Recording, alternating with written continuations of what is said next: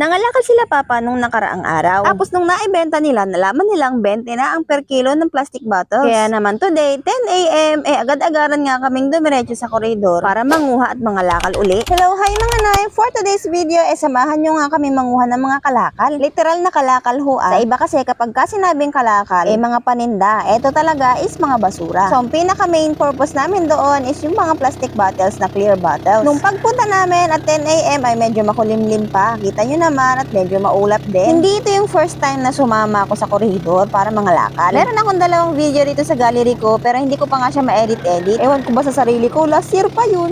Feeling ko kasi super delay na siya kaya naman hindi ko nga siya mai-prioritize i-edit. Pero kapag one of these days wala na akong mai-post, baka nga i-edit ko rin yun kasi sayang at nasa gallery ko nga siya. Anyway, pagmasdan muna natin yung magandang view habang nagbabangka nga kami.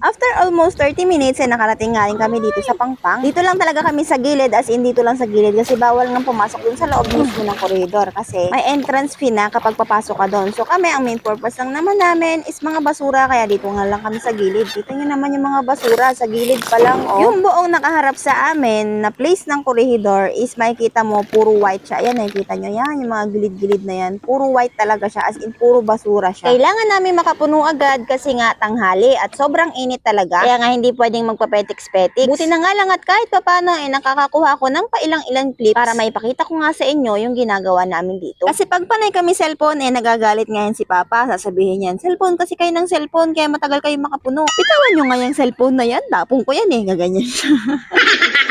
Sayang nga naman kasi yung oras. Imbis na makatapos ng maaga at makapuno agad at makauwi ng malinisan at maibenta, nagtatagal pa nga. Kaya naman kumukuha lang ako ng paunti-unti para lang meron nga akong mai-content. Tapos bakbakan na ulit. Wala rin kasi masyadong panghuli sa dagat, kaya nga sinasamantala ni Papa mangalakal habang mataas pa yung presyo. Kasi yung kapatid kong college, meron nga siyang outing. Hindi ko alam kung outing ba yun o OJT. Basta kailangan nga daw nilang sumama kasi nakasalalay doon yung magiging grade nila. 6K ang kailangan niya. Kaso wala nga masyadong panghuli. Kaya etong mga ngalakal ang ginawa naming alternative. Lalong-lalo na at tumaas na nga yung presyo. Buti na nga lang talaga tumaas yung presyo kasi hindi kami ganun mahihirapan. Medyo malaki yung mapaparte namin. Kasi sa mga last vlog ko, di ba, pag nagbebenta ako ng sarili kong ipon is 12 pesos lang per kilo. So ngayon ay 20 pesos na siya per kilo. So ayan nga pala yung ganda ng dagat dito sa koridor. Ang linaw ng tubig, super. Tapos ang ganda ng ilalim. Kitang-kita mo talaga siya kasi ang linaw-linaw ng tubig. Yun nga lang, sa gilid nito is puno ng mga basura. Napupuno siya ng basura kapag ang hangin ni amihan kasi diretso lahat dito yung mga basura galing sa Kamaynilaan. Pero kapag naghabagat na, nawawala nga rin yung mga basura na yan at lumilipat kung saan man siya nanggaling.